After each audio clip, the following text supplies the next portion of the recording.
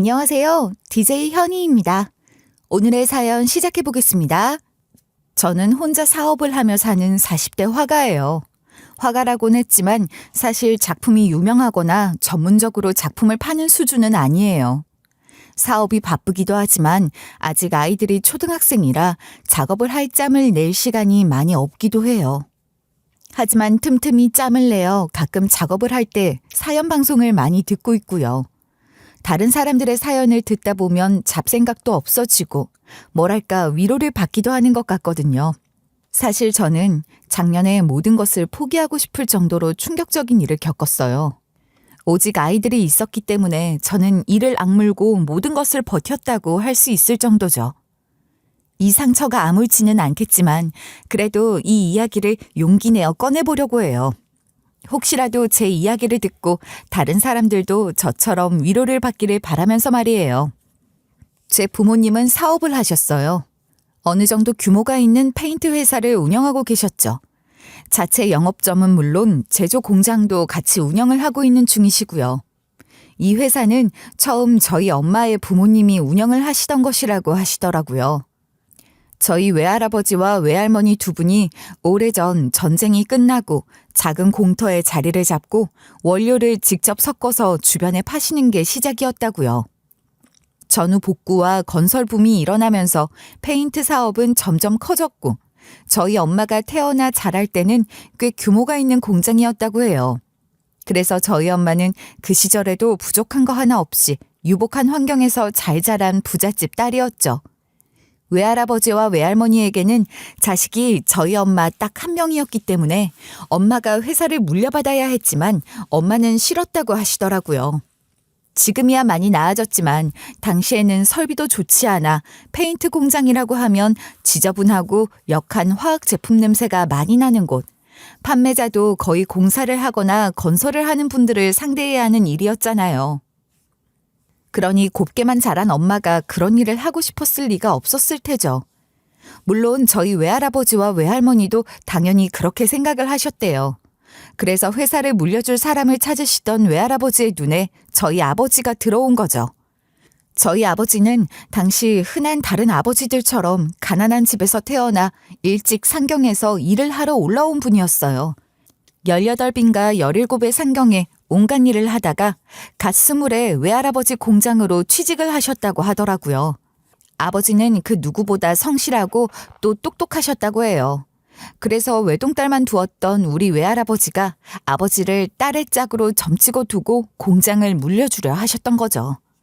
미선아, 우리 공장에서 일하는 정군이라고 있어. 정군? 그런데요? 주말에 집에 밥이나 먹으러 오라고 했으니 어디 가지 말고 있어. 네? 아버지 공장 직원이라면서요. 그런데 제가 왜 있어요? 정군이 참 성실해. 그리고 너무 영특하고 바지런한 사람이다. 하나를 알려주면 진짜 열은 아는 사람이고. 잠깐 아버지, 지금 뭐 하시는 거예요? 내가 그간 온갖 놈들 봤어도 이만한 사람 없어. 배움이 짧아 그렇지 앞으로 큰일 할 사람이니까 잘 보고. 아, 진짜 아버지, 저 여대생이라고요. 지금 저에게 공장 다니는 사람을 연결시켜 주시려는 거예요? 돈 많은 부잣집 딸 여대생이 겨우 중학교를 나와 일만 하던 아버지가 눈에 찰 리가 있었겠어요. 어머니는 노골적으로 연결을 시켜주려는 외할아버지에게 반항을 많이 했다고 하시더라고요. 거기에 아버지는 어머니에게 제대로 말도 한마디 걸지도 못하고 짝사랑만 하시고 말이죠. 그런 아버지가 답답했던 외할아버지가 조건을 내걸으셨대요. 정군을 학교 앞으로 마중 보낼 테니 같이 오면 통금 시간을 늦춰주겠다고 말이죠. 외할아버지가 너무 엄해서 당시 엄마의 통금 시간은 저녁 9시였대요. 그걸 10시로 늦춰주겠다고 하셨던 거죠. 한창 놀고 싶었던 엄마는 그 조건을 받아들였죠. 까짓것 같이 집에 와도 무시를 하면 된단 마음으로 말이에요. 그리고 아버지는 외할아버지의 재촉을 받으며 일찍 퇴근해 매일 학교 앞으로 엄마를 데리러 갔고요. 하지만 엄마의 무시가 장난이 아니었대요. 니네 엄마에게서 얼마나 찬바람이 일던지 날 보지도 않았다니까. 그래서? 그런데도 매일 갔어? 매일 학교 앞에 가서 기다리다가 시간 되면 같이 버스 타고 집에 왔지. 집에 도착하면 잘 가란 말도 없이 문을 탕 하고 들어갔다니까. 엄마 좀 너무했다. 아니 버스에서 말이라도 걸어보지 아빠. 말이 뭐니. 가까이 오지도 못하겠어. 걸을 때도 멀찍이 떨어져서 걷고 그랬다니까. 그랬던 엄마가 무너졌던 건 순간이셨대요. 그날도 카페에서 신나게 수다를 떨면서 친구들과 놀고 있는데 밖에서 억수 같은 비가 쏟아지더래요. 친구들과 카페에서 차를 마실 거라고 매몰차게 이야기하고 아버지를 밖에다 세워두었던 엄마는 신경이 쓰였대요. 비가 그냥 오는 게 아니라 진짜 양동이로 퍼붓듯이 왔다고 하셨거든요. 아무리 싫어도 사람이 신경이 쓰일 수밖에 없잖아요. 그래서 서둘러 나갔더니 아버지가 지나가는 사람 하나 없는 골목에서 장승처럼 서서 그 비를 다 맞고 서 계시더래요. 아무리 그래도 그렇지 어디 들어가서 비라도 피하고 있지. 으이그 융통성 없는 건 그때나 지금이나. 그래서 그 모습에 반했어? 그때 내가 미쳤지. 비에 쫄딱 젖어놓고도 내가 나오니까 활짝 웃는 게 왜 그렇게 가슴에 걸리던지. 아빠 멋있다. 그러고도 작은 우산 하나를 같이 쓰고 가는데 우산을 나에게 다 밀어주고 자기는 다 맞고 가는 거야. 아휴, 그놈의 비만 아니었으면. 말은 그렇게 하셨지만 두 분은 참 금슬이 좋으셨어요. 두 분은 저와 저보다 3살 어린 남동생을 낳고 잘 사셨죠.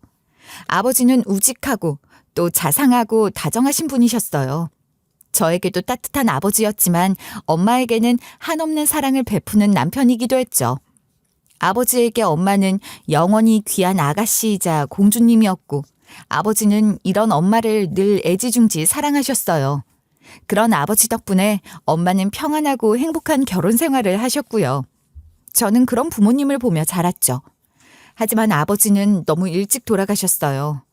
제가 고등학교 때 갑자기 아프시기 시작하시다가 몇 년 투병하시다 돌아가셨거든요. 원인은 암이었어요. 아버지는 본인이 암으로 투병을 하시다가 돌아가시기 직전까지 엄마 걱정만 하셨어요. 당신 몸 아픈 것보다 혼자 남겨질 엄마만 어떡할까 그 생각만 하셨을 정도로 마지막까지 엄마에 대한 사랑이 지극하셨죠.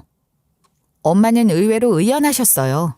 의연히 아버지의 병간호를 하셨고 저희 앞에서도 눈물을 보이거나 힘들어 하시지도 않으셨어요. 그리고 아버지에게 마지막이 찾아왔을 때 정신을 잃어가는 아버지의 귀에다 대고 이런 말씀을 하셨죠. 나 잘 살게 여보. 우리 회사, 우리 아들, 딸 내가 잘 돌볼 테니까 이제 아무 걱정 마. 이제 걱정은 하지 말고 푹 쉬어. 고마워 여보. 아버지는 정신이 흐린 가운데에서도 엄마의 이야기를 들으셨는지 살짝 미소를 지은 뒤 조용히 돌아가셨죠. 그 이후로 엄마는 갑자기 사업에 뛰어드셨어요. 아버지 뒤를 이어 페인트 회사 대표가 되셔서 회사를 운영하셨던 거죠. 주변에선 걱정도 많았어요. 하지만 놀라웠죠. 단 한 번도 흔들림 없이 늘 커다란 거목처럼 단단한 모습을 보여주셨으니까요. 태어날 때부터 회사 대표이셨던 것처럼 회사 운영을 하셨어요. 아니, 오히려 회사 경영의 천재적인 모습마저 보여주셨죠. 원래 작은 페인트 하청 공장에 불과했던 저희 회사는 저희 아버지 때에서 번듯한 생산 공장을 갖춘 페인트 회사로 거듭났고 엄마 때에서는 더 큰 규모의 성장을 이루어냈어요. 어머니는 늘 담담하게 그 일을 해내셨고요. 하지만 저도 그렇고 남동생도 그렇고 회사를 물려받을 생각은 없었어요. 동생은 음악을 전공했어요. 악기를 하다가 나중에는 작곡을 전공해서 유학까지 갔죠. 그리고 저는 미술을 전공했고요. 사실 남매가 둘 다 음악인이 미술인이를 해서 엄마도 이것저것 고생을 많이 하셨을 거예요. 물론 경제적으로도 많은 지원을 해주셨고요. 동생은 음악 공부를 하다가 나중에는 외국으로 유학까지 가서 결국 거기에서 자리를 잡았어요.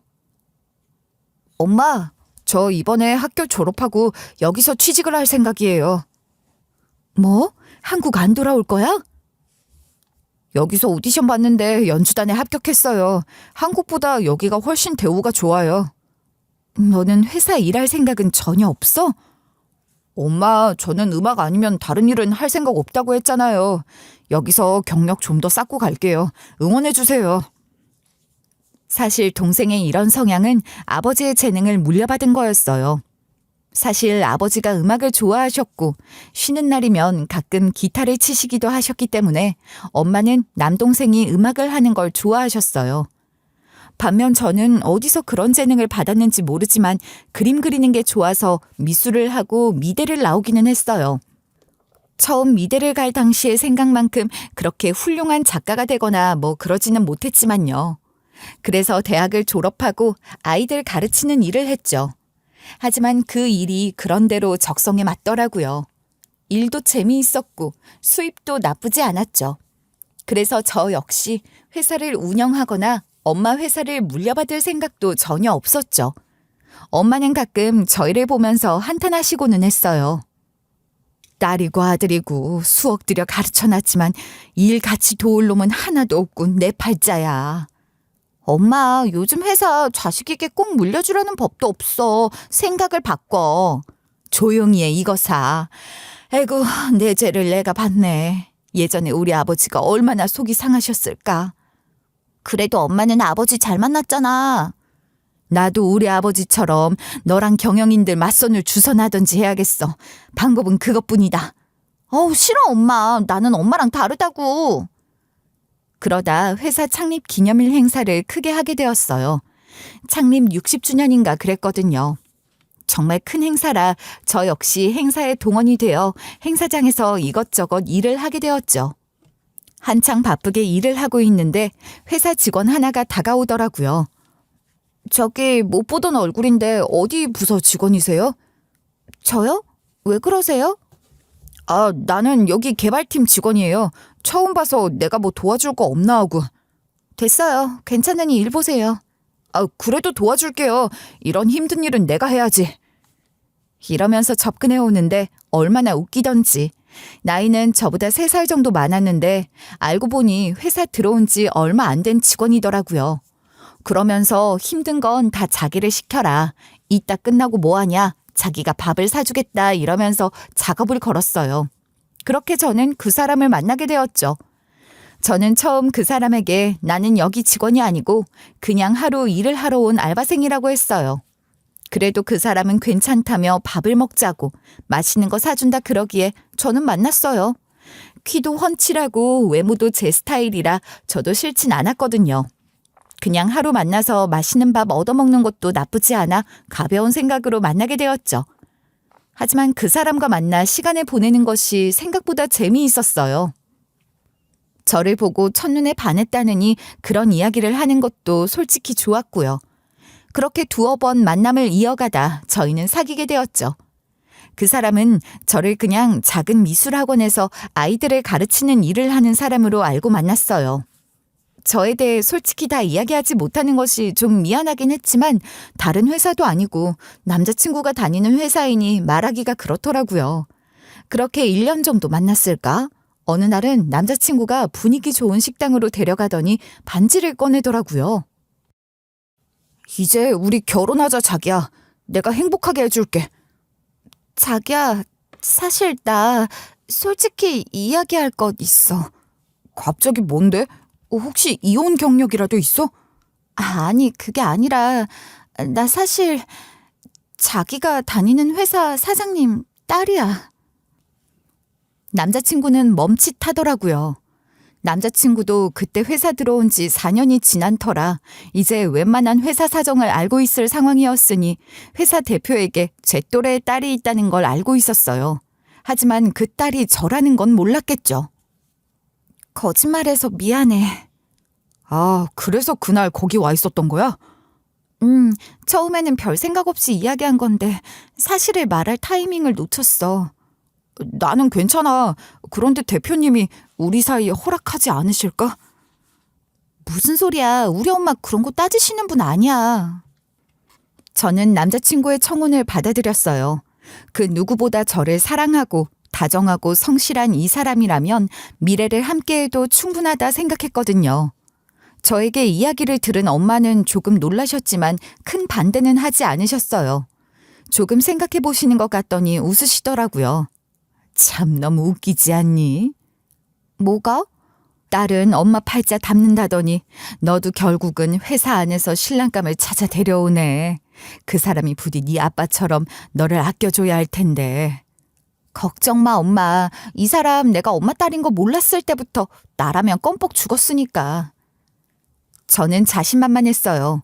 그땐 나중에 회사를 누가 물려받고 이런 것은 전혀 신경 쓰지 않았죠.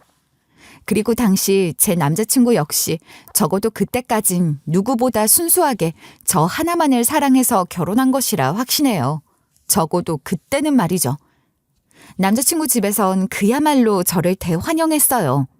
남자친구 집은 그야말로 평범한 집이었어요. 아버진 회사를 다니시다 곧 퇴직을 앞두고 있었고 남자친구 어머니는 가정주부시더라고요. 아래로는 대학을 나와 작은 회사를 다니는 여동생이 있었고요. 집으로 인사를 갔더니 남자친구 아버지와 어머니가 얼마나 잘해주시고 이뻐해 주시는지 오히려 제가 다 황송할 지경이었죠. 네, 안녕하세요. 정미진이라고 합니다. 어머님, 아버님, 저도 뵙고 싶었어요. 어서 와요. 정말 만나서 반가워요. 아유, 어쩜 이렇게 곱고 이쁘실까? 말도 싹싹하게 잘하시고 편히 앉아요. 괜찮아요. 어머님, 아버님도 앉으세요. 제가 케이크 좀 사왔어요. 그냥 오지 뭘 이런 걸 사왔어요. 밥도 다 차려놨는데. 어쩜 고급스러운 거 좀 봐, 여보. 이거 봐요. 난 이렇게 이쁜 케이크 처음 봐요. 두 분 다 왜 그래요? 존댓말을 칭찬해. 요즘 이런 케이크 흔하기만 하고만 뭘 그리 호들갑은? 너 말 조심 안 해? 그렇게 흔하면 네가 한번 사와보지 그랬니? 남자친구에게는 4살 어린 여동생이 있는데 제가 들어가자마자 셀쭉해서는 트집을 잡더라고요. 저를 보는 눈빛도 뭐랄까 약간 고가운 표정이라고나 할까 뭐 그랬어요. 하지만 곧 부모님들의 엄한 말과 또 남자친구의 무서운 표정에 금방 입을 다물더라고요. 그 정도야 뭐 저는 신경 쓰지 않았어요. 결혼 준비는 순조로웠어요. 저도 일을 하며 모아놓은 돈이 있었고 엄마도 지원을 많이 해주셨거든요. 회사 근처에 엄마가 집을 한 채 마련해 주셨고 제가 모은 돈으로 집안 가전도 드렸고요. 혼수도 최고급품으로 잘해드렸어요. 남편이 결혼 자금으로 모은 돈으로 시부모님 차도 바꾸어 드렸고요. 그러니 어떻게 저를 안 이뻐하시겠어요? 그러던 중 엄마 생신이 다가와 하루는 시내 백화점에 갔어요. 생신 선물을 사기 위해서였죠. 거기서 뜻밖의 인물을 우연히 마주쳤죠. 바로 남자친구 여동생이었어요. 집에서는 그렇게 가재미 눈으로 투덜대더니 밖에서 만난 여동생은 저를 보자마자 반색을 하더니 팔짱을 끼며 아양을 부리더라고요. 언니, 나 백 하나만 사주세요. 네? 언니 그 정도는 되잖아요. 네? 가방이요? 철이라고는 없어 보이는 여동생이 다짜고짜 그러는데 어쩌겠어요. 제가 사주겠다고 마음에 드는 걸로 고르라고 하자 여동생이 저를 데리고 간 곳은 기가 막히게도 명품 매장이었어요. 손바닥만한 핸드백 하나가 수백만 원씩 하는 곳 말이에요. 아니 아가씨, 여기는 너무 비싸잖아요. 다른 곳으로 가요. 네? 비싸다뇨. 언니는 이런 거 몇 개는 있을 거 아니에요. 저도 이런 가방은 없어요. 다른 곳에서 마음에 드는 거 하나 골라보세요. 그건 제가 사드릴게요. 아니, 회사 사장 딸이라면서 말이 돼요? 명품 하나 못 사주면서 무슨 사장 딸이야. 나는 무슨 재벌이라도 되는 줄 알았네. 남자친구 여동생은 실망을 했는지 엄청 투덜대더니 그 와중에도 다른 브랜드에서 몇십만 원 하는 가방 하나를 기어이 얻어내서는 쌩하니 가버리더라고요. 사주고도 욕을 먹을 판이니 어찌나 기가 차던지. 저는 당장 남자친구에게 화를 냈어요. 이야기를 듣고 남자친구는 크게 당황하더라고요. 내가 평소 자기네 회사 엄청 칭찬하고 대표님 딸이라고 했더니 이놈의 지지배가 도를 넘었네. 자기야 진짜 미안해. 나도 명품 같은 거 안 사는 거 알잖아. 진짜 돈 쓰고 욕 먹었어. 누가 보면 자기가 우리 집 재산 노리고 결혼하는 줄 알겠어. 내가 이 지지배 단속할게. 내 약속해. 다시는 자기네 집안 어쩌고 하면서 이런 일 절대 없게 할 거야. 이러면서 본인이 더 기막혀하고 화를 내는데 더 이상 할 말이 없더라고요. 남자친구는 앞으로는 절대 자신의 가족들 입에서 저희 집 재산이나 돈에 관한 말이 나오는 일 없게 하겠다고 맹세하고 또 맹세했어요. 그렇게 저희는 결혼을 했어요. 아마 회사 내부에서는 대리가 대표 딸을 낚아채서 결혼을 한다며 제 남편이 일부러 알고 접근을 했다는 둥, 앞으로 이 회사를 물려받을 것이라는 둥 소문이 무성했던 모양이었더라고요. 엄마도 그 부분을 내심 걱정하셨고요. 하지만 결혼 이후에도 남편은 별다른 티를 내지도 않고 평소와 다름없이 성실하게 그리고 열심히 일했어요. 저에게 대하는 것도 변함없이 다정하고 따뜻했죠. 그리고 저희 엄마에게도 정말 잘했어요. 회사에서는 다른 티를 내지 않고 어쩌다 마주치는 일이 있어도 회사 사람들 틈에 섞여 멀찌감치 서 있다고 칭찬을 하시더라고요. 하지만 집안에서 개인적으로 만나면 그 누구보다 살갑고 다정하고 또 듬직한 사위였죠. 가끔 한국으로 들어오는 동생에겐 형 같은 매형이었고요. 시댁에는 결혼 전 저에게 약속한 대로 철저하게 선을 잘 그었어요. 얼마나 선을 잘 그었는지 시어머니가 오히려 서운해할 정도였어요. 어머니 잘 지내셨죠? 제가 택배 보냈는데 잘 받으셨어요? 그래. 과일이 너무 실하구나. 잘 먹을게. 애 키우기도 바쁜데 뭘 이런 걸 사서 보냈어. 어머니 좋아하시니까 생각이 나서요. 요즘 자주 가보지도 못하고 죄송해요. 아니야. 아들놈은 지 부모는 생각도 안 하는데 네가 무슨 잘못이니? 그 사람 요즘 회사가 바쁜가 봐요. 매일 퇴근도 늦고 그래요. 에휴, 결혼하고 나서 난 아들이 없어진 것 같아. 아예 뺏긴 것 같아서 서운하다. 너라도 이렇게 챙겨주니 고맙구나. 사실 저로서는 딱히 나쁠 것은 없는 상황이었지만 어떨 때는 제가 생각해도 너무 매정하다 싶을 정도로 남편은 칼같이 거리를 두더라고요. 그래서 오히려 제가 종종 전화도 드리고 용돈도 챙겨드리면서 점수를 따고는 했죠. 그렇게 저희는 잘 살았어요. 결혼하고 곧 있어 아이들도 2살 터울로 건강하게 태어났고요. 회사도 잘 되고 남편도 엄마에게 인정을 받아 승진도 빨리 했어요. 누가 봐도 부족할 것 없는 행복한 가정이 바로 저였다고 저는 자신할 수 있어요. 참 행복한 날들이었죠. 그런데 영원할 줄 알았던 그 행복은 길지 않더라고요. 아마 그 일이 있기 대충 1년여 전이었던 것 같아요. 어쩌면 그 전부터 문제가 골마 있었는데 제가 알아차린 것이 아마 그때쯤이었다는 게 더 정확할 거예요. 그동안은 제가 결혼을 하고 2년 터울로 아이를 낳고 키우느라 정신없이 세월을 보내느라 회사고 뭐고 엄마고 신경 쓸 겨를이 없어서 몰랐던 것이죠. 어느 순간 보니 엄마가 남편을 대하는 것이 좀 대면대면 하더라고요. 남편 역시 예전처럼 엄마에게 살갑게 굴지도 않았고요. 뭔가 이상하다 싶어 남편에게 캐물으니 이러더군요. 내가 이사로 승진하고 본격적으로 경영에 참여하고 난 이후로 장모님이 내가 일하는 방식을 마음에 안 들어 하셔. 인터넷 판매도 별로 안 좋아하시고. 우리 엄마가 일하는 방식 다르다고 사람 대하는 태도가 달라질 사람이 아닌데 무슨 일이 있었던 건지 자세히 말해봐. 요즘 건설 경기가 나쁘잖아. 그래서 비용 삭감을 해야 했어. 그러다 보니 정리해고가 필수였는데 대표님이 결사 반대하셨거든. 사람 해고는 절대 안 된다고. 알고 보니 남편은 이사로 승진을 하면서 나빠지는 재무 구조를 개선하려고 이것저것 비용을 절감하는 일들을 했다고 해요. 하지만 가장 크게 비용을 줄이는 일이 뭐겠어요? 바로 인건비를 줄이는 일이죠. 그걸로 엄마와 큰 의견 충돌이 있었던 모양이더라고요.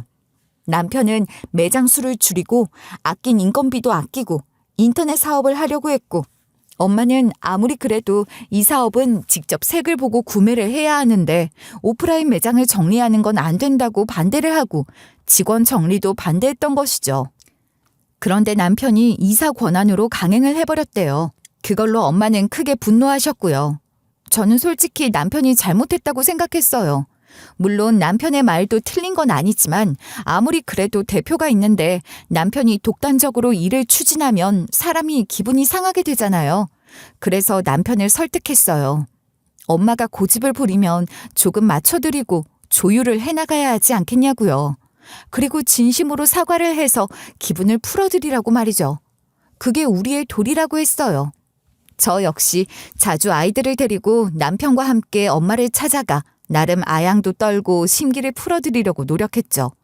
하루는 엄마가 아이들과 저를 보며 이러시더라고요. 양서방이 조금만 회사에 애정이 있었으면 좋겠어. 돈을 버는 곳으로만 보지 말고. 엄마는 양서방이 얼마나 회사에 목숨을 걸고 있는데 어차피 나중에 양서방이 물려받을 회사잖아. 나는 평생을 우리 회사에서 가장 중요한 건 돈을 얼마나 버느냐가 아니라 얼마나 좋은 제품을 만드는 것이라 생각했어. 그런데 이렇게 돈만 쫓으면 안 돼. 에이, 그거야. 요즘 경제도 어렵고 회사 잘 되려고 그러다 보니 그런 거죠. 좋게 이해해 주세요. 그런 거면 좋겠구나. 부디 내가 사람을 잘못 본 게 아니었으면 좋겠어. 그날 저는 엄마의 그 말을 그냥 흘려들었어요. 하지만 나중에야 엄마가 말하신 그 속뜻을 알고 가슴을 쳤죠. 제가 조금만 더 일찍 엄마 말뜻을 알았더라면 나중에 일어날 최악의 상황을 바꿀 수 있었을까요? 하지만 엄마가 남편을 바라보는 눈빛이 많이 변했다는 걸 저는 알았어요. 그래서 남편을 설득했죠. 당신이 맞다고 해도 조금 저드리고 이야기도 많이 들어드려. 부탁해. 나도 노력하고 있어. 여보, 어차피 엄마 나중에 퇴직하면 회사 당신이 이어받을 거잖아. 이러다가 사이가 틀어져서 전문 경영인을 데려오면 어쩌려고 그래. 남편은 제 말에 생각이 많아 보이더라고요. 저 역시 이러다가 엄마가 회사를 전문 경영인에게 넘긴다고 하면 남편이 받게 될 상처가 걱정이었어요. 그런 저의 말이 어떤 파장을 불러오게 될지 저는 그때 몰랐죠. 결국 저의 설득에 남편도 결국 알겠다고 하더라고요. 남편과 엄마의 관계는 서서히 회복되는 것처럼 보였어요. 저희는 그 다음 명절에 선물을 바리바리 사들고 찾아갔고 남편은 엄마와 진지한 대화를 길게 나누었죠. 제가 생각이 좀 짧았던 것 같아요. 앞으로는 장모님, 아니 대표님 철학을 열심히 따라가 보겠습니다. 그렇게 이야기해 주니 고마워. 아니에요. 다시 저에게 기회를 주시고 잘 봐주시면 앞으로는 실망시켜 드리지 않을게요. 대표님, 잘 봐주세요. 그렇게 일단 갈등은 잘 봉합되는 듯 보였어요. 그 이후로 남편 역시 집에서 회사 이야기를 별로 많이 하지 않았고요. 엄마도 그러셨죠. 남편은 그리고 한동안 바빴어요. 시댁에도 예전보다 자주 가더라고요. 시아버지 몸이 조금 안 좋다고 했어요. 제가 가보겠다고 했지만 괜찮다고 말리고 시어머니도 저까지 신경 쓰지 않아도 된다고 하셔서 저는 그러려니 했어요. 그리고 그 일이 있던 날. 그날은 정말 평범한 날이었어요. 아침에 일어나 아이들을 깨워 아침을 먹이고 유치원에 데려다 주고 저는 미술학원 출근 준비를 했어요. 아이들이 유치원을 다니게 된 이후부터 다시 미술학원 일을 시작했거든요. 남편은 공장 출장이 있어서 새벽에 출근을 한 뒤였죠. 오후에 아이를 봐주시는 분과 통화를 하고 막 집을 나서는 길이었어요. 그때 모르는 번호로 전화가 오더라고요. 처음 몇 번은 무시했는데 계속 같은 번호로 걸려오길래 받았더니 이러더라고요. 병원이라고. 엄마가 돌아가셨다고 말이죠. 저는 처음에 웃었어요. 이 무슨 신종수법의 보이스피싱인가 하고 말이에요. 엄마라면 바로 어제에도 저와 통화를 하고 주말에 새로 생긴 한우집에 가서 밥을 먹자고 약속을 했는데 늘 건강하신 분이라 감기도 잘 안 걸리는 분인데 무슨 말도 안 되는 소리인가 하고 말이에요. 하지만 아니더라고요. 그건 현실이었어요. 상대방은 차가운 현실을 이야기하고 있었어요. 정미진 씨, 듣고 계세요? 빨리 병원으로 오세요. 말도 안 되는 소리 하지 마세요. 저희 엄마가 왜... 방금 시신 확인하고 오는 길이에요. 점심때 회사 직원이 사무실에서 발견해서 옮겼으니 서두르세요. 어떤 정신으로 병원까지 갔는지는 아직까지도 기억이 나지 않아요. 남편은 먼 지방 공장에 가 있어서 저보다 늦게 도착했죠. 엄마는 갑자기 어제 퇴근 후 회사 직원에게 문자로 몸이 안 좋아 오전에 좀 쉬겠다는 연락을 보내셨다고 해요. 오후에 출근을 하시겠다고 해서 오전에는 아무도 대표실에 들어가지 않았던 거죠. 그러다 엄마 비서분이 엄마가 오후에 오시기 전에 환기라도 시켜야겠다 싶어서 대표실에 들어갔다 바닥에 쓰러져 있는 엄마를 발견하고 기겁해서 119로 연락을 한 것이었다고 했어요. 그리고 119가 도착했을 때 이미 엄마는 숨을 거두신 후였고요. 아니, 이미 돌아가신 지 한참 지나 혼자 밤중에 사무실에 계시다 돌아가신 것 같다고 했어요. 울다 지친 제가 의자에 주저앉아 있는데 경찰이 다가오더라고요. 일단 저희는 변사 사건이라 보고 조사를 해야 해서요. 평소 지병이 있으셨나요? 아니요, 너무 건강하셨어요. 흔한 고혈압도 없었고 등산도 자주 가셨는데 그런데 변사라뇨. 병원에서 신고를 했어요. 사인이 불분명하거나 아무래도 극단적 선택을 하신 것 같다고요. 그럴 리가 없어요. 절대로요. 저희 엄만 그럴 뿐이 아니에요. 저랑 이번 주에 밥 먹으러 가려고 식당 예약까지 했어요. 가족도 모르는 고민이 있었을 수도 있으니까요. 혹시 고민이 있어 보이셨던 적은 없으셨나요? 경찰은 특별한 외상도 없고 지병도 없었으니 다른 것을 의심하더라고요. 저는 절대로 아니라고 이야기했어요. 무엇보다 엄만 절대 저와 동생 그리고 손주들과 회사를 두고 다른 마음을 먹을 이유가 없었으니까요. 하지만 경찰은 제 말을 믿는 눈치가 아니었어요. 그런 불행한 선택을 한 사람들의 가족들 역시 그런 말들을 한다고만 했어요. 엄마 사망의 원인은 불명이었어요. 저는 그런 판정을 내린 의사를 부여잡고 통곡을 했죠. 아니, 사람이 세상을 떠났다는데 그 이유를 알지 못한다는 게 말이 되냐고 말이에요. 세상 천지에 그럴 수가 있냐고 통곡을 했어요. 엄마가 갑자기 제 곁을 떠난 것도 원통한데 그 이유조차 알 수 없는 건 말이 안 되잖아요. 그러자 저를 보다 못한 경찰이 그러더라고요. 보통 그 나이에 주무시다가 돌아가시는 일이 있지만 전 그러면 부검을 해보는 게 어떻겠냐고 말이죠. 어쩌면 독극물이 원인일 수 있다면서요. 엄마가 발견되었을 때 약간의 구토 흔적이 있었기 때문이었죠. 저는 부검을 하겠다고 했어요. 엄마가 왜 이렇게 돌아가셨는지 저는 알아야 했어요. 이대로 이유도 모른 채 엄마를 보낼 수는 없었으니까요. 부랴부랴 한국으로 날아온 동생과 그리고 남편은 부검을 말렸어요. 아무래도 가족을 부검한다는 것에 거부감이 있는 것이 당연하잖아요. 하지만 저는 단호했죠. 왜 그렇게 확신을 가지고 고집을 부렸는지 모르지만 그땐 아무도 저를 꺾을 수 없었어요. 누나, 이러다가 누나만 더 마음고생하고 엄마 편히 못 보내드려. 그만해. 너는 외국에서 편히 살다가 와서 니만 편할 생각만 해? 아니, 이대로 영문도 모르면 나는 오히려 그게 평생의 한이 될 거야. 더 말하지 마. 당신 대체 왜 이렇게 고집부려? 부검 그게 얼마나 험한 것인지 몰라? 이보다 험해? 어느 날 갑자기 엄마가 돌아가셨는지 왜 어떻게 돌아가셨는지도 모르고 밤새 혼자 계시게 한 것보다 험하냐고. 당신 엄마라도 그런 소리가 나와? 알았어 누나, 그렇게 하자. 우리 엄마가 왜 그렇게 되었는지 꼭 알아내서 엄마 편하게 해드리자. 진정해. 동생은 눈물을 흘리며 저를 달랬어요. 하지만 남편은 끝까지 반대했어요. 만약 자기 엄마였으면 자기는 절대 안 했을 거라고 하더라고요. 하지만 저는 무시했죠. 실제 자기 엄마도 아니잖아요. 지옥 같은 날들을 보내고 있는데 시어머니까지 그 와중에 전화를 걸어왔어요. 갑작스러운 비보에 저를 위로하러 전화를 했나 했는데 아니었어요. 예, 이야기 들었다. 이게 무슨 일이니 그래? 네, 저도 믿기지가 않아요. 예, 내가 사실은 어제 꿈을 꿨어.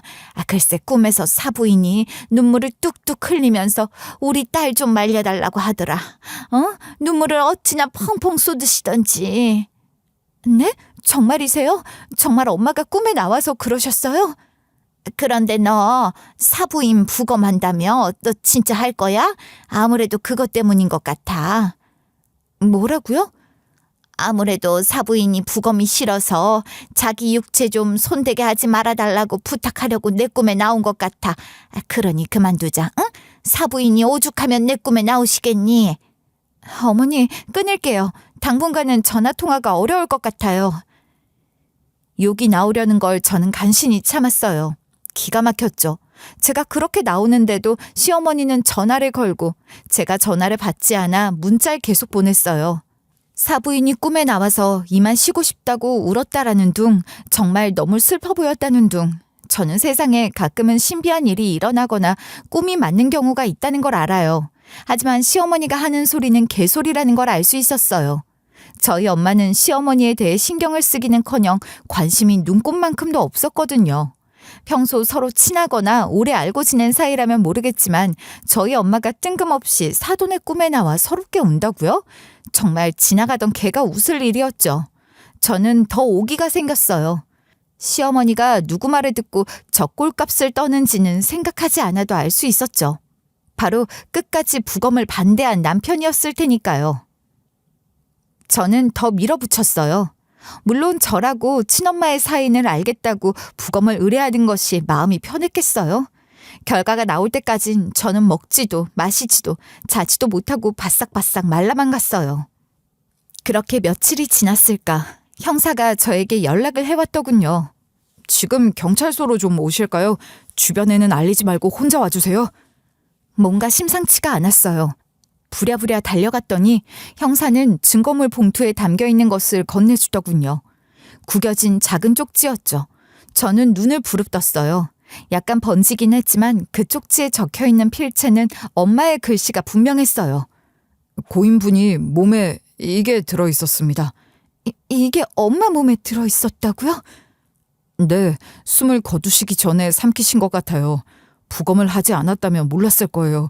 그리고 어머님 사인은 중독이 맞았어요. 청산가리 중독이었어요. 저는 이해할 수가 없었어요.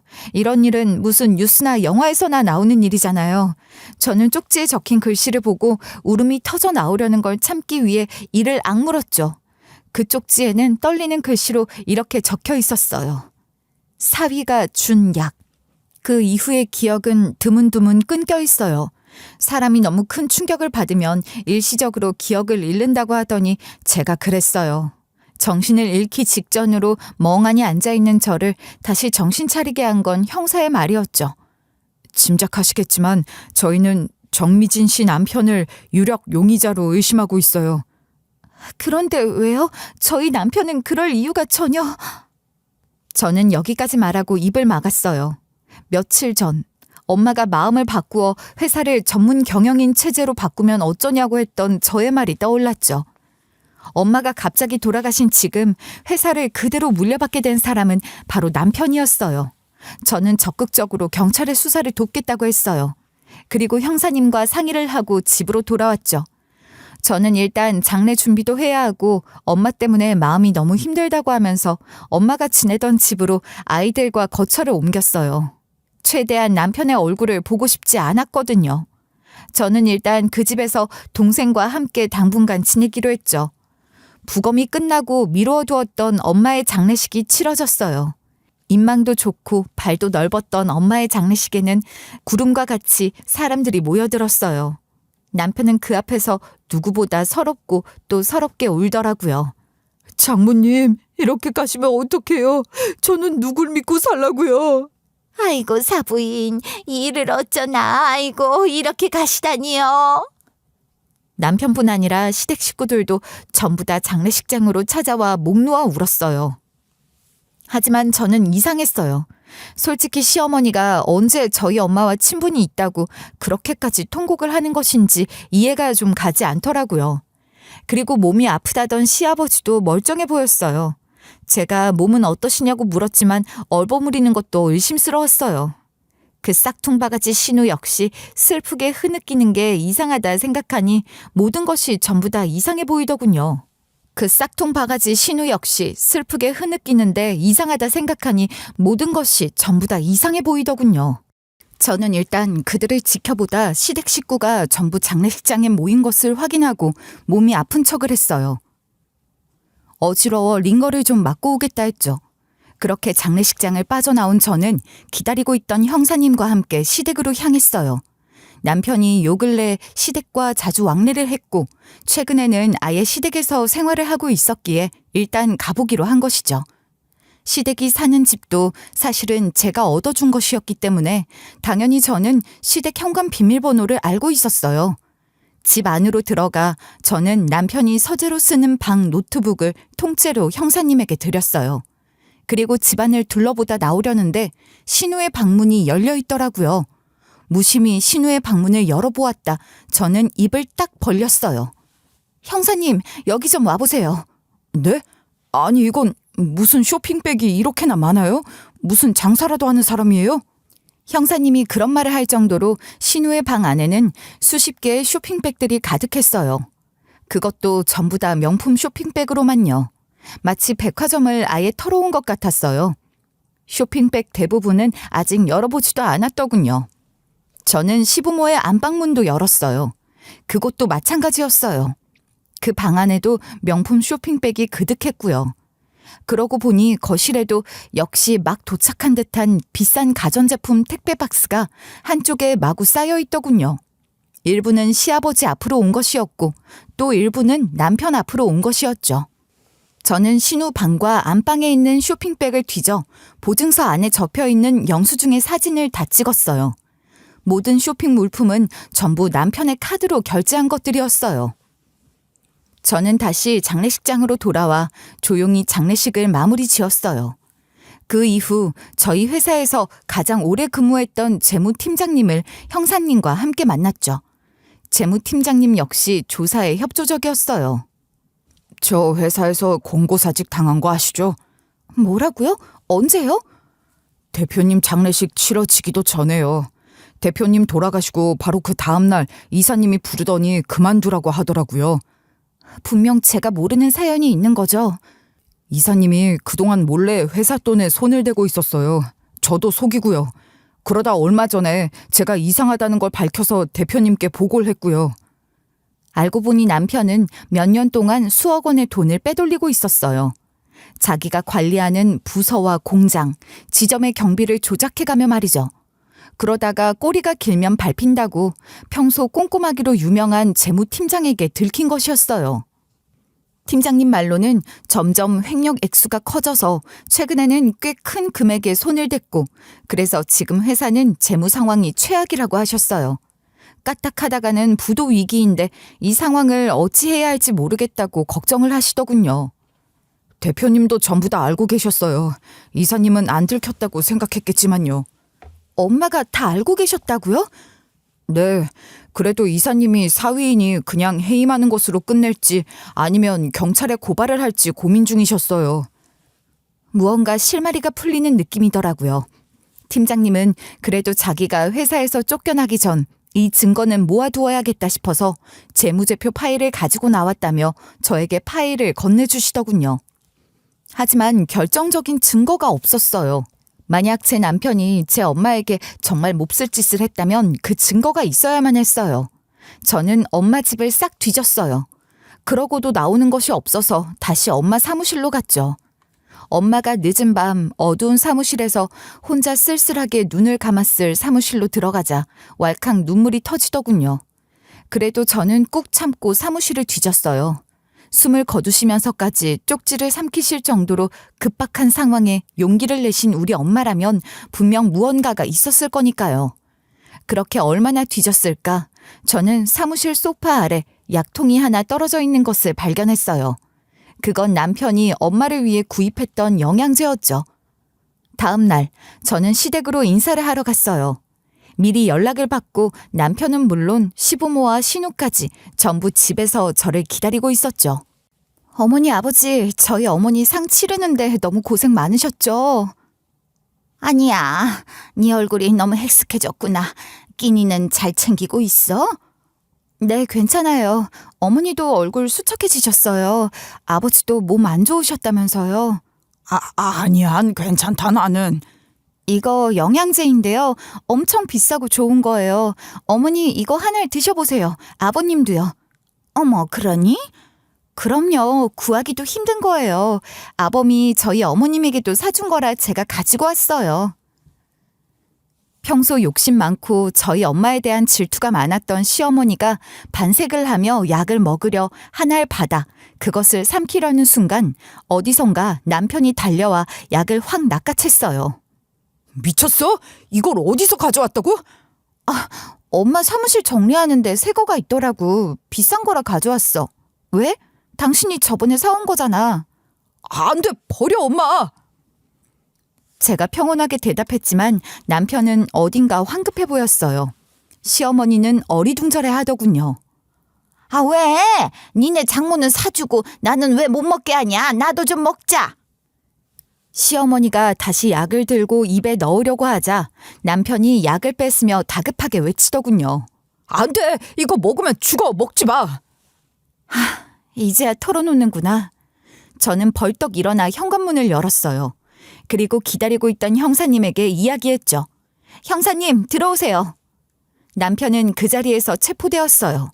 시댁 식구들은 모두 얼떨떨한 표정으로 있더군요. 남편은 방금 자기가 한 말의 뜻을 그제야 깨닫고 순순히 끌려나갔어요. 그 모습을 보는데 참을 수 없이 화가 치밀어 오르더라고요. 저는 남편의 멱살을 부여잡았죠. 네가 사람이야? 네가 사람이냐고, 이 막대 먹은 놈아. 진짜 용서 못해. 아니, 안 할 거야, 이 천벌을 받을 놈. 저는 이렇게 악을 쓰다가 아마 정신을 잃었던 것 같아요. 미리 와 있었던 남동생이 저를 업고 병원으로 달려갔으니까요. 경찰 조사로 밝혀진 범행의 전말은 이랬어요. 남편은 엄마가 그날 혼자 사무실에 남아 늦게까지 일을 하는 걸 알고 있었어요. 그래서 퇴근하는 척 차를 다른 곳에 숨겨놓고 걸어서 다시 회사로 돌아온 것이었죠.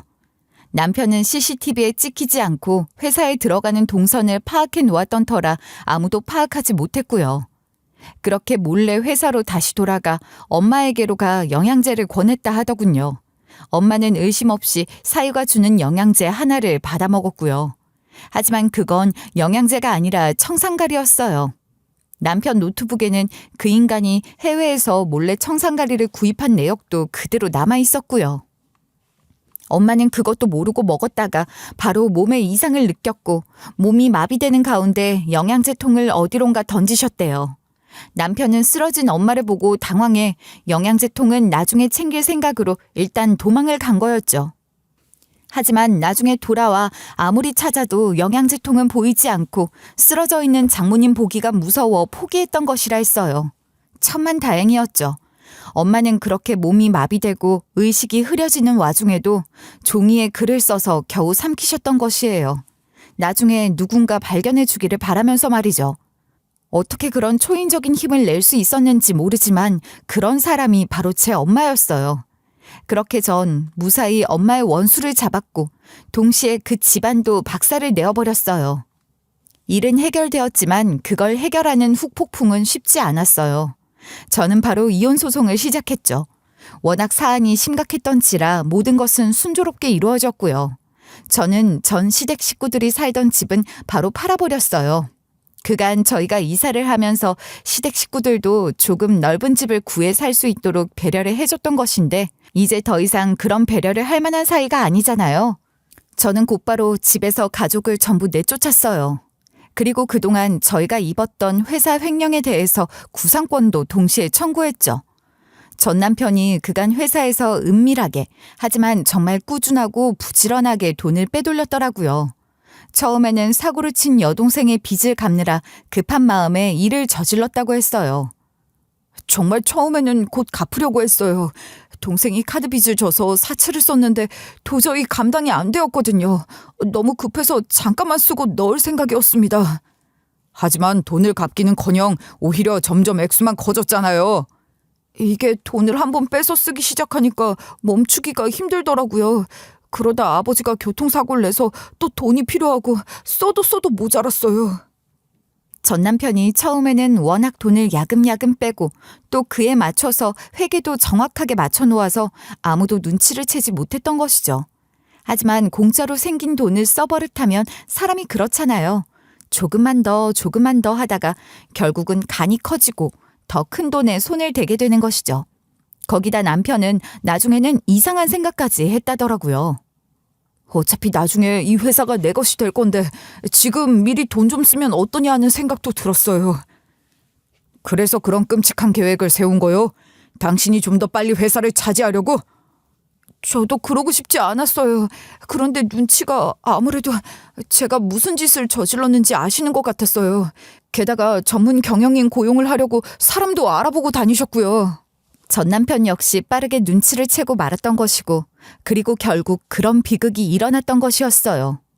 전 남편이 빼돌린 돈은 거의 대부분 전 시댁과 전 남편의 유흥비, 전 시아버지의 사업비, 전 시모의 생활비, 그리고 전 시누의 사치품 구입비로 허무하게 날아갔더군요. 기가 막히더라고요.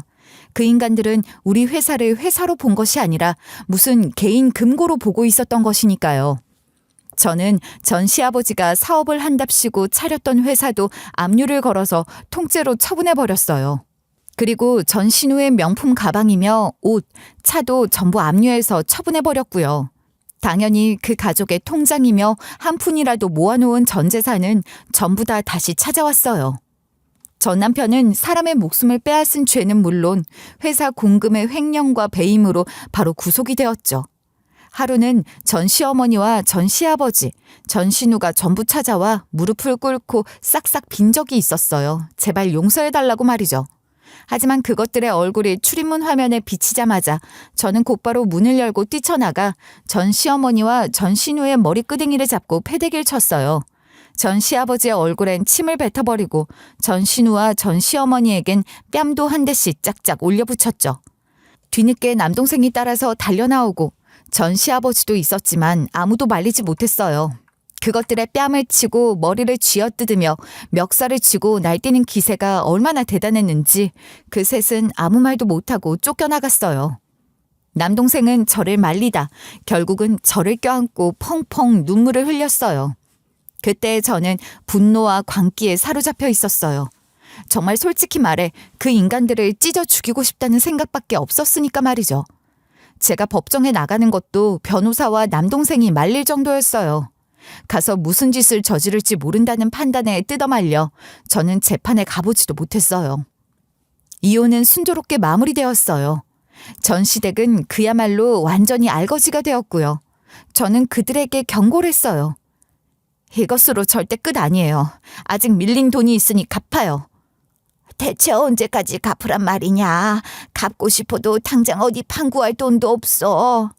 그건 당신들 사정이고 돈 없으면 벌어서 갚아. 안 갚으면 이 딸년 진짜 내가 어떻게 할지도 몰라. 나는 지금 눈에 보이는 게 없으니까. 전 시댁 식구들은 제가 이를 갈며 하는 말에 아무 대답도 못하더라고요. 그 인간들은 어디 변두리 지하 월세방에 근근히 살면서 추징금을 갚는 중이에요. 세 식구 전부 힘들게 살면서 식당 일과 청소 일이며 야간 경비까지 닥치는 대로 하면서 돈을 버는 족족 전부 압수를 당하고 있죠. 그리고 저는 저희 엄마 또 저희 아버지가 평생을 바쳐 일군 회사에서 빼돌린 돈을 10원 한 장까지 전부 다 받아낼 생각이고요. 그게 얼마나 걸리든 말이죠. 전 남편은 당연히 구속이 되어서 아주 긴 형량을 받았어요. 감옥에 갇힌 이후에 감히 저에게 편지를 보내온 적도 있었지만 저는 열어보지도 않고 전부 다 찢어 발겨버렸어요. 그리고 형무소에 연락해 다시는 이딴 편지 받고 싶지 않다고 했고요. 언제가 될지 모르겠지만 언젠가 제 마음이 진정이 되는 날이 온다면 한번 솔직히 물어보고 싶기는 해요. 도대체 인간으로서 어떻게 그럴 수가 있었냐고 말이에요. 어떻게 아무것도 아닌 너를 인정하고 잘 살게 해준 사람에게 그런 짓을 할 수 있었냐고 말이죠. 하지만 그래봐야 무슨 소용이 있겠어요. 돌아오는 대답이래봐야 더럽고 비겁한 변명에 불과하겠죠. 그리고 그런 날은 아마 아주 오랜 시간이 지난 뒤의 일일 거예요. 전 남편은 정말 오래 감옥에 있어야 하니까요. 지금은 그 누구도 면회를 가지도 않아 찾는 이 하나 없이 혼자 쓸쓸히 지내고 있는 중이라 하던데 저는 그 인간이 더 외롭고 비참하게 지내며 자기 일을 반성했으면 좋겠어요. 이런 어마어마한 일이 있은 뒤로 회사 분위기는 그야말로 엉망진창이 되었어요. 직원들도 갑자기 많이 그만두었고요. 특히 전 남편과 친하게 지냈던 직원들은 거의 다 그만두었죠. 제가 그나마 정신줄을 조금 부여잡은 건 다시 복직한 재무팀장님의 연락을 받고 난 뒤였어요. 아무래도 회사를 부도 처리를 해야 할 것 같다는 연락이었죠. 그 연락을 받고 나니 정신이 번쩍 드는 것 같더라고요. 이건 아니잖아요.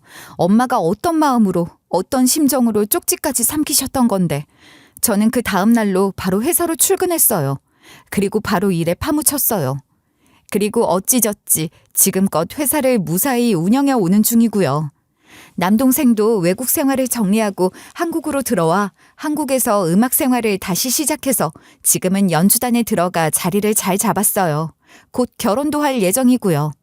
사실 그 당시에는 뭔가에 집중해서 일을 하는 것이 오히려 저에게는 도움이 되는 상황이었어요. 그렇게 저는 회사를 1년 만에 다시 일으켰죠. 저는 회사를 페인트뿐 아니라 물감도 같이 생산하는 걸로 만들었어요. 그리고 1인 인테리어 붐에 착안해 집안에서 혼자서도 쉽게 칠을 할 수 있는 페인트를 개발했고요. 덕분에 지금은 회사가 오히려 예전보다 더 탄탄해졌어요.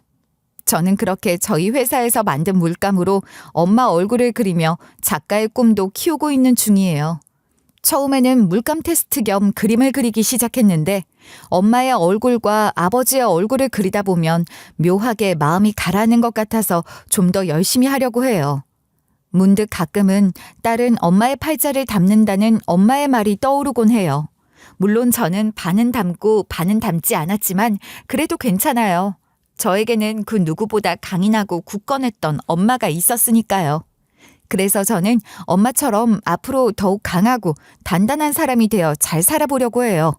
이런 저의 결심을 많이 응원해 주셨으면 감사하겠어요. 긴 이야기 들어주셔서 감사해요. 이 이야기를 듣는 분들도 더욱 단단한 내일을 맞이하시길 빌어봅니다. 감사해요.